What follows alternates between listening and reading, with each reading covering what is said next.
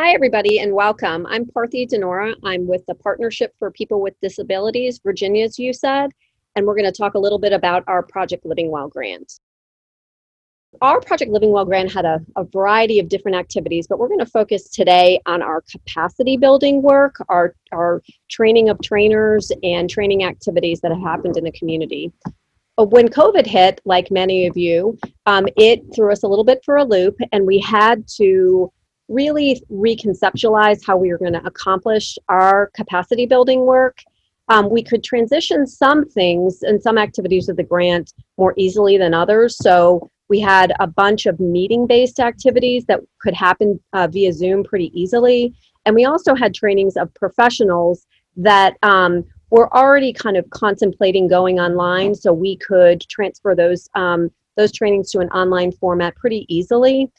We were a little bit more challenged in our activities that were focused on, and our trainings that were focused on people with intellectual and developmental disabilities.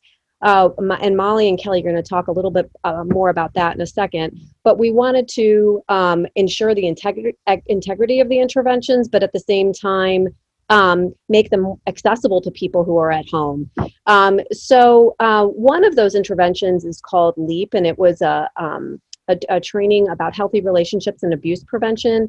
And another one is a health advocacy training called CHAT. And again, Molly's going to talk about those in a second. Kind of from a big picture, the tip that I have for other people that are kind of dealing with these same type of issues is we really deliberately chose to pick kind of the low-hanging fruit, those activities that we could transfer to a different format pretty easily. We had built-in partners who were interested in keeping people busy and keeping real people informed on their health during the pandemic.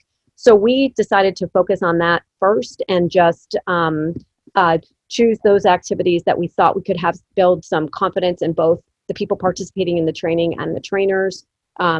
So that's the tip, is just to kind of focus on what you think you can do most easily first, and then kind of move to more complex things as time goes on. I'm going to turn it over to Molly, who can talk a little bit more about the curriculum. Right. So we had to think fast and think on our feet. LEAP is, as Parthy mentioned, it's a healthy relationships curriculum, and it delves into a lot of what to do if you're in an unhealthy relationship. What does an unhealthy relationship look like?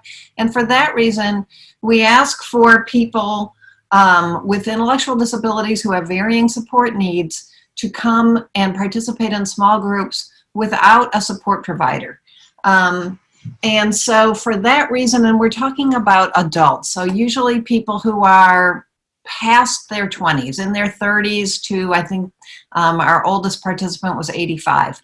So those are people that don't have a lot of experience. I would say, like, people who came of age before Facebook don't have a lot of experience in being comfortable participating in online training and knowing how to make it work, to participate in writing in a chat room, even if spelling doesn't matter, or even using a keyboard at all, knowing when to mute your microphone, those kinds of things.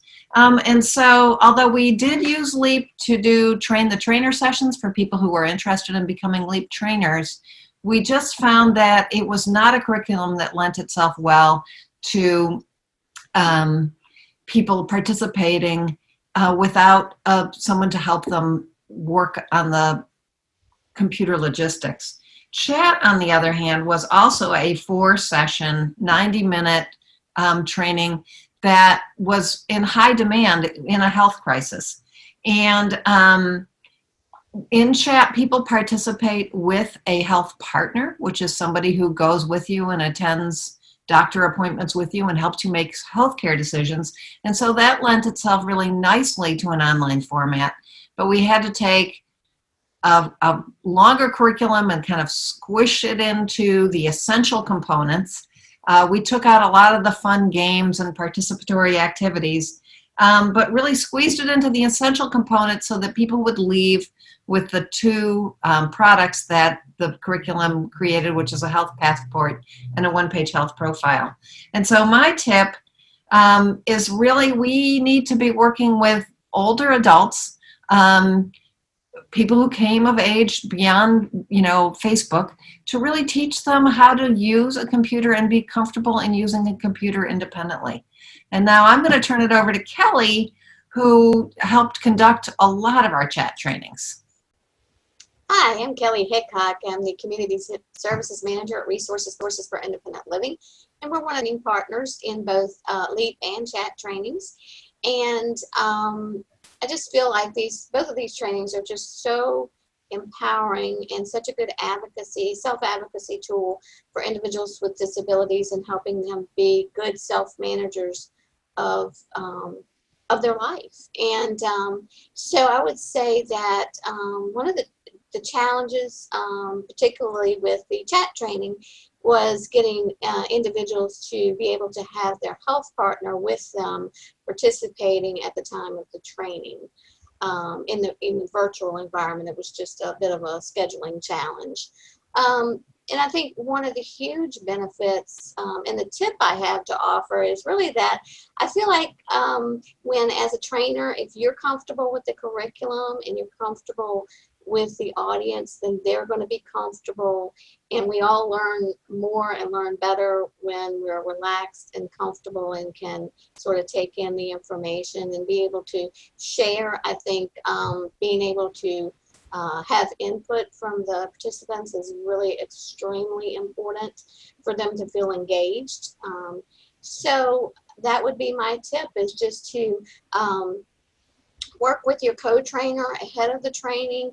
Get comfortable with your co-trainer, get comfortable with the curriculum, decide who's going to do what portions, practice it if you need to, so that everyone can have a good time and learn a lot of good information together. And here's contact information. We love questions and we'd love to hear from you.